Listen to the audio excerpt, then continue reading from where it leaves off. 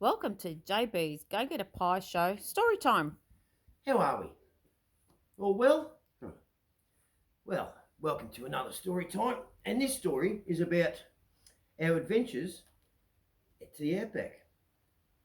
Myself and three mates, we went up to the Northern Territory. And well, we're in for a bit of a surprise. Right?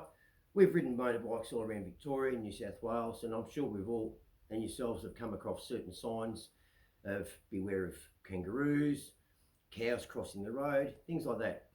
That all changes. Even koala bears, when you get up around, Warburton that way, things like that. Used to signs like that. But that all changes when you are leaving Port Augusta and you turn right. Those signs are just not there anymore, right? There are other signs out there that you need to pay attention of. And also, just understanding how wind and force works, and I'll bring you to that. But moving along, so, four of us, we decided we'd take a trip on the motorbikes, right, to the Northern Territory. I've got a few photos here to show you all, right, about how we've all set off. Right, okay. Now, Mary will stay there. And this, can you see that? Yep. I'm asking you. Yep. Yep, you see the motorbike? Yes. Right.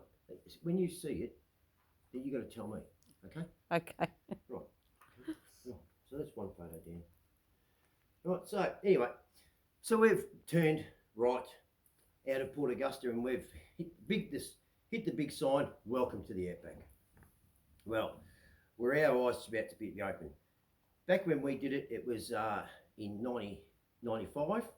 So it was a de-restricted zone then, and you saw the bike I was riding. So we were much looking forward to opening the throttle and seeing what we could get out of the bikes. Right.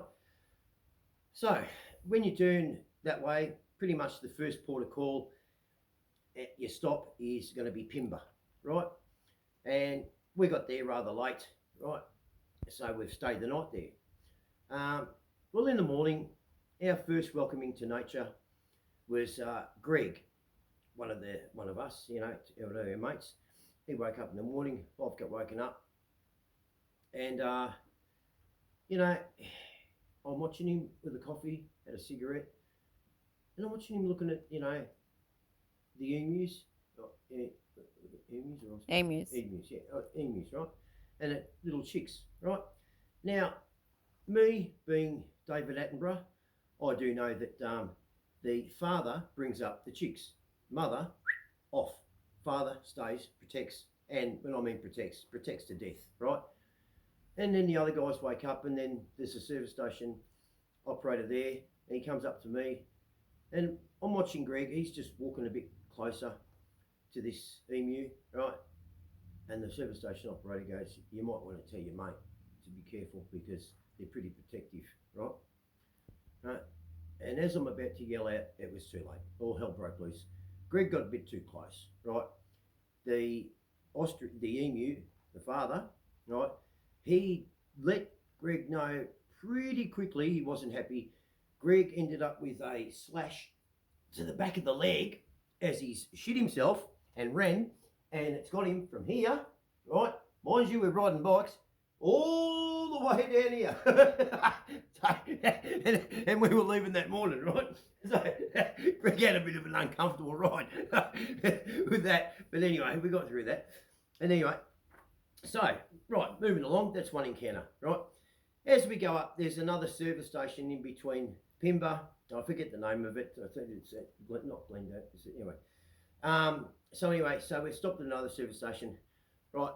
And we're seeing the signs, and the signs have changed dramatically to be aware of certain things. So it goes, cows, yep, but they don't, not like the cows we see in Victoria. These are like bulls, right? So we've seen those signs. We've seen horses, signs for horses, camels, right? Ostriches, right? Seen that. Emus. Emus, right? And donkeys, seen signs for donkeys, right? So far, that's all we've seen, right? And we pull into this service station, and we're all about bikes, right? And we noticed this, I noticed this bloke come in. He was a German tourist, he's come in. You know, we left Pimba, so it's still in the mornings before the afternoon. We've managed to cover 200 so case to this servo, right? And we stopped there, and I noticed it's a GPZ 900 turbocharged, right? Nice bike, old, nice bike, right? I walk over, nice bike, mate, and he's already off, and he goes, yeah, thanks, mate, picked it up. And he's turned around and he said to me, he goes, you know those emus, right? I went, yeah. And I could almost envision what he was about to say, right, without him saying it. And he's just gone, they can run pretty fast and turn quick. Well, this bloke's told the story how he saw a couple of them running alongside the road, right? And so he's decided to see how fast they go, and he's slowed down and sped up alongside of them, and they're pacing. And he turns around and he goes, and they can turn quick on a dime. It's turn on him, poof, and put him straight out. It wasn't hurt, anything like that, right? So we're having a bit of a laugh about that. I saw the damage on the other side, it was minor. Anyway, so I told the guys, watch out, there's emus apparently up the road. And it's just, you can pull through. Right. So we get up to now we're at Cooper Pedy, right? And so we're at Cooper Pedy, right? And we come across this fella, right? This Asian fella. Let me go through the photos. Sorry, they're not in order already. Mary dealt them out. I had them all correct, but Mary stuffed them up. So again, Mary, you've got to tell me when you see the photo in view. Yeah? Yes, I see it. You see it? Yes. Right. So that fella there is an Asian fella, and he's riding a 250 Honda, right? Okay? Yeah, Honda. Right, and he bought that in Cairns, right? And we took a rather quite a big interest in this bike because it had a hole in the header, the front header, right at the front, right? And the bike basically only had a few teeth on the rear, things like that. It was just a dog's dinner of a bike, right? And he's paid a lot of money. He had to get to Adelaide to start work as a barman, right? And his helmet was also rather banged up. And I asked him about what happened with the helmet. There was a bit of a language barrier there, but we got through that. And I noticed that he didn't have any luggage. As you can see in the photo, there's no luggage, but he's got the pack rack for it and everything. Yep, see it. Yep. So anyway, so he's proceeded to tell us what's happened to the helmet. And what's happened to the helmet is as he was climbing up Ayers Rock, he's had his helmet in his arm, and he's knocked it, and he's just about to the top, and the helmet's rolled all the way down. He's had the gaffer tape the helmet up. So we all carried spare helmets just in case anything happened. So we gave him one of our helmets. We gave him a new helmet, gave him a pair of socks. And about his luggage, what happened there is he didn't tie it on properly, and as he's going down the road, it's obviously come off. He doesn't know where, because you're not really looking back when you're going down those roads. So that's gone. So he was freezing. All he was wearing was denim, so we gave him some long johns and stuff to warm him up. And that's when we're sort of thinking, geez, these roads must be pretty barren, given the time, 95, stuff. Anyway, so that's okay. So we've helped him out, everything. We're cruising along anyway, so we're pretty close now out of, Cooper Pedy, and I was thinking, I'm just going to ramp it up. I'm just going to give it hell. So anyway, so I take the Fireblade up to around, I got it up to about 290 kilometres an hour. It was allowed to. Well, sort of allowed to. I was almost in the Northern Territory. Anyway, the next service station we get to, the police pull in. Apparently they'd gotten onto me, from I don't know how, up in the air somewhere, speeding, and they were most interested if I was keen in helping out a helicopter. I said, what do you mean? He said, well, Pimba down the road, back then it was an American Air Force base, and their Apache helicopter, they wanted to dial in the laser guidance system, and they needed something to track. And I know a little bit about, I don't know much, but I know a little bit about fighter choppers and planes and stuff. they have magnesium flare balls that they shoot at, and they can lock on them for their targets. But they wanted to actually concentrate on something for quite a length of time. And I'm like, oh yeah, all right, yeah, okay, right. So at this stage, we'd noticed beforehand when we turned right out of Port Augusta that the service stations had diesel, unleaded, super, and avgas. And I asked the attendant the first time, what's with the avgas? And he goes, they're for the aeroplanes. Aeroplanes. I'm thinking he's taking the piss, right? Next service station, they're there. So we're filling the bikes up, well I am, with avgas. Well, getting back to the police, I've gone, yep, all right, no worries. So this Apache helicopter lands at the service station, right? Says, right, if you wouldn't mind just taking off so we can follow you, right? And then we'll put you in a bit of a void, so I can sit up and there's no air. So I helped them out. That was good fun. They took that and then they pulled back a bit. So I've taken off. They're following me, right? And then they've got behind me and they've put the rotors on me, so to build my speed up, right? It was quite fun. They've landed. Then he took me for a ride in it.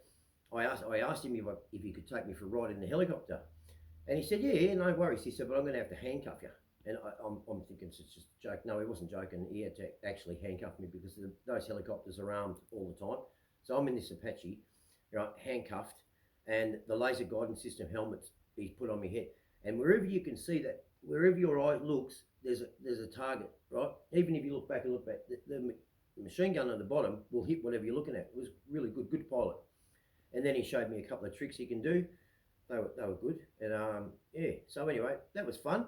Copper said, thanks very much. Just watch your speed. No worries.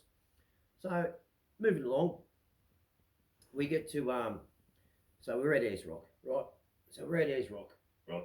And Back when you did call it Ayers Rock. yeah, when you did call it Ayers Rock, when it was Ayers Rock, what's it called there? Uluru. Uluru, people.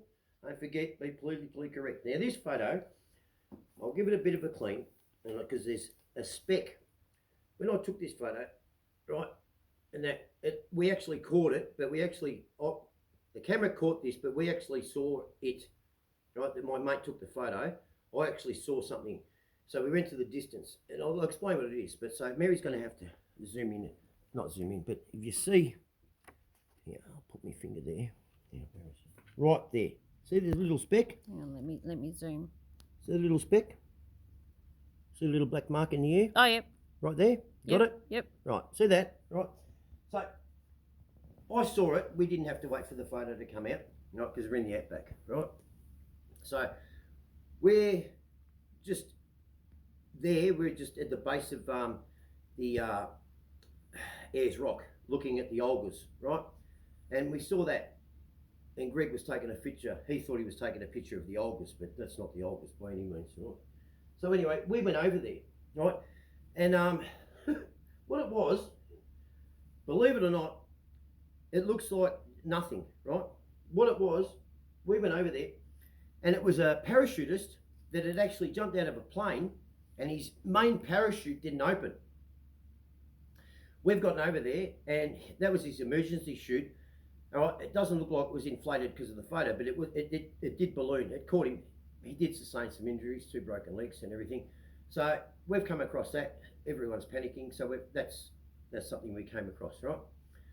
Anyway, so this is, mind you, our eyes are opening up to the Outback now. So we've got avgas. We've been chased by an Apache. There's just an Asian just kicking around, just riding this godforsaken bike on luck, right? And these barren roads. So we're like, all right, okay. And we were staying at Ayers Rock Resort. Mind you, as you already guessed, we left Victoria. We're now at the Ayers Rock Resort.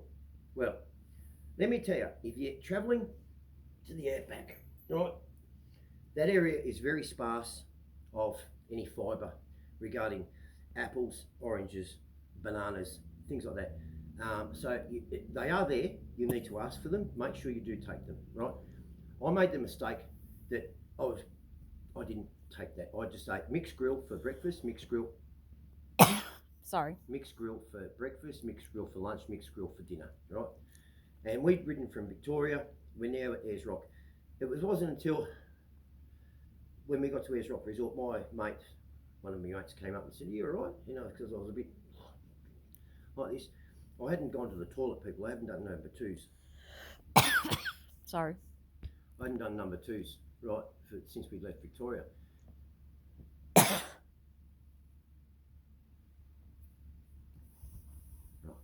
back to it. Mary had to clear her throat. So, anyway, we get to Ayers Rock, and I'm rather uncomfortable because I haven't been to the toilet and done number twos. So I went and saw the doctor there, and the doctor there, he gave me some quite strong laxatives to move it. Asked me what I'd been eating, and he's gone, right. So literally, I was riding along, and I've got all this protein, this meat, right, in my bowel that's on a motorbike being compressed, right? And it's not being compressed like in that manner, you know, it's being compressed down and it's just going like that. So it's literally flattening out inside me, right? And he's given me a laxative. So I finished at the doctor and I catch up with my mates at the bar at Ayers Rock Resort, and they've got a couple of girls there, you know. So I'm sitting there. And remember that ad years ago where you see that bloke and he takes the laxatives and it goes blah, blah, blah? You know what? So I'm sitting there and yeah, well that happened right in midstream with talking to the girls, you know, how you going, we're just tourists, you know, right? And it was coming, right? And I knew that just by that just on the push, right? Not the inner push, it's what was trying to come out first. You know that, like, the only way to explain it was like it was a dry cork. You know, it was going to be dry, hard, right? I wish the doctor had said to me, "Here's some Vaseline too." So I knew there was going to be some screaming involved. So I had run as far as I could from where they were, where everyone, all the campers and everyone was, to the furthest toilet possible, right? And I've literally sat down and and my face just immediately, I thought I was giving birth, and I have no idea to know what a woman, but I didn't know what was going on down there. I just knew that first of all, it was something big, right? And it felt like I thought a dinosaur with the biggest claws was trying to claw, like not claw its way out, like just rip me apart for no reason down there. And I'm literally on the toilet. I am trying to spread my own butt cheeks, right? Just helping myself in any way. I swear, if I had a spoon, I would have been jamming it in there. And I've just on the walls, just scream, oh my God, right?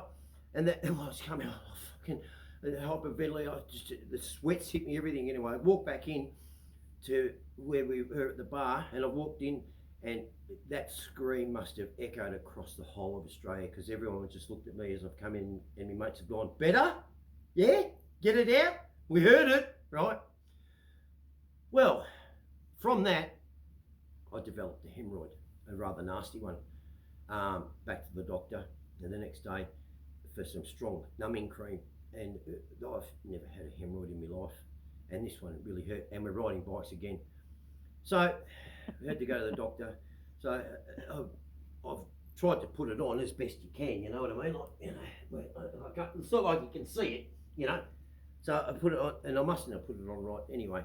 It was annoying me as we're on our way to Kings Canyon now. So I flagged one of my mates and let the other two go on. One of them who I could trust, you know, and he's gone, "What's the matter?" I said, "I need you to put this cream on, mate. I don't think I'm putting it on the right area. You know, it's in the right area, but it's not hitting it, mate. You know, just to lather this thing up, right?" Right? And it's like, "What do you mean?" I said it before he knew when I had my pants down. I said, "Just put it on, mate. Just put it on, will you?" So he's like this. And then a busload of Japanese tourists goes past, and he goes, "No." So we both looked up and just gone. Well, they would have been the best photos for those Asian tourists, right? Anyway, so we're on our way to Kings Canyon, right? But before we get to Kings Canyon, right, we stop at the service station as you turn off to Kings Canyon, right? And as you'll see me there, I'm holding a snake. Yep. Because we stopped there at this service station, right? Okay, and had some lunch. And the kid, or the bloke there, he's walking around with his snake. Anyway, so I've grabbed this snake. And he's feeding, you know, I'm eating, and this snake's swooping out, looking at me and everything like that. Now it's a scrub python. And I've asked the guy, I said, "Oh, so how long you had the snake?" And he's just straight out said, "I don't know, I just caught it." So I've literally had a wild snake around my neck. And I said, what do you mean? He's gone, oh, they're on the side of the road, they're scavengers type thing. So, right, we're riding along, we leave there. Keep that in mind, we leave there. So he said, they're on the side of the road and they hang around in the scrub near the road, just off the road sometimes, you know, they're pretty easy to find. So, this is the picture. There was no pictures after this because all hell literally broke loose, right? You see me there, going to the toilet. I've stopped on the side of the road, we're going to the toilet. Well, I'm going to the toilet. So, once I'd finished going to the toilet, I thought, I'll have a bit of a look, right, for a snake, all right, okay? So, I'm having a bit of a look, right? So, as I've gone off and had a look for a snake, I've actually seen the tail of one. And so I've reached down and grabbed it, but I didn't know exactly how long it was or how big it was. And I found out pretty quick, right, how long it was and just how quick they can move, right? And luckily this bloke taught me one tip. If they come at you, make sure you've got your hands under your neck, right? Under your neck, because they'll try and screw you and kill you. And I had my hands like this. This is my pet snake, by the way. And under my neck, like this. And my mates didn't know what to do. All we hear is this truck. Well, I don't. And this truck, you feel me? And I'm lying on the ground. I'm literally going, oh, that's it. It's the end, right? And I feel these big hands from this truck driver rip this snake off, right? He pulls it off. He goes, you idiot. What are you doing, mate? Right? Pause. Right, so people, word of warning, don't be grabbing reptiles unless you've fully seen them on how big they are, because this thing was immense. If he wasn't there, my friends, they were in shock and laughing, right? They were no use to me at all. So mates are no good in that situation, right? Strangers are far better, right? And they say, yeah, this is snaky, right? So anyway, getting over that, right? So we're moving along up to Kings Canyon, right? And anyway, we stay the night at Kings Canyon, right? And the next day, that's when we go and climb it, right? Now wants to go. Yeah, hang on a minute. Pause it. Stokey, he's going down the hole. Stokey. We'll get him later. All right. Get him later. Moving along. Can't go anywhere. Moving along. So we're climbing Kings Canyon the next day, right? So we go down into the Garden of Eden, right? Because you climb up, it's a canyon, and you go down into this gut, you come around, you walk around the canyon and everything, and you climb down these stairs, and you come into this little crack, and they call it the Garden of Eden. And in there is where all seed and soil particles, and it's like got some pools in there, deep pools.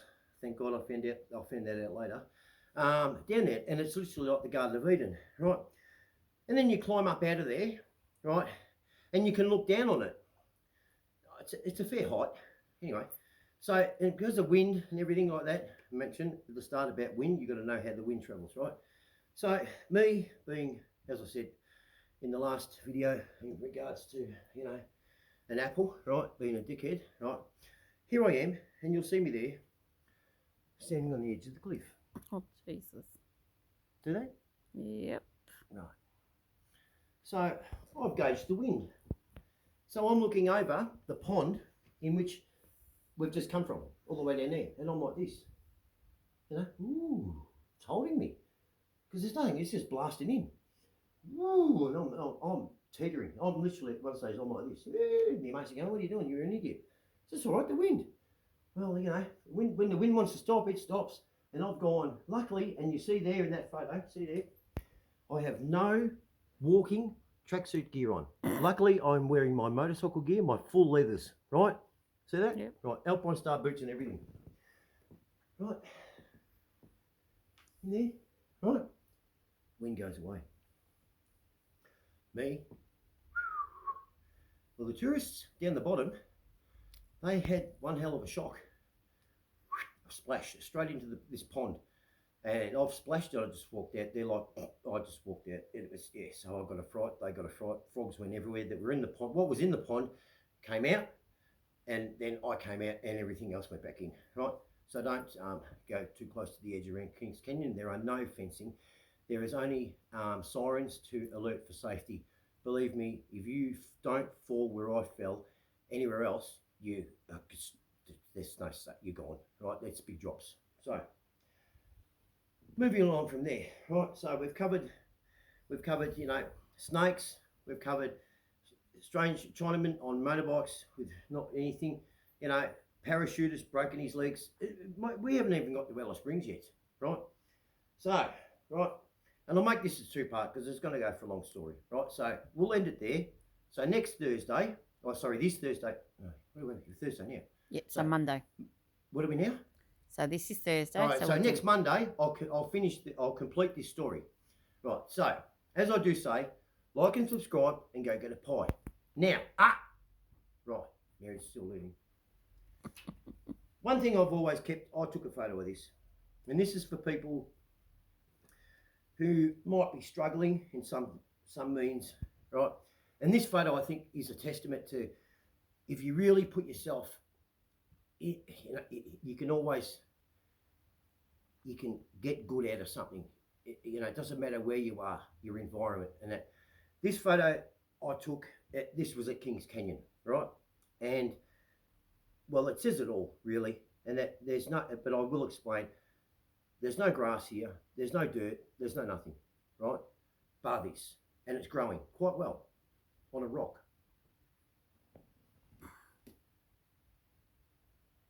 Yep. See that? Mm-hmm.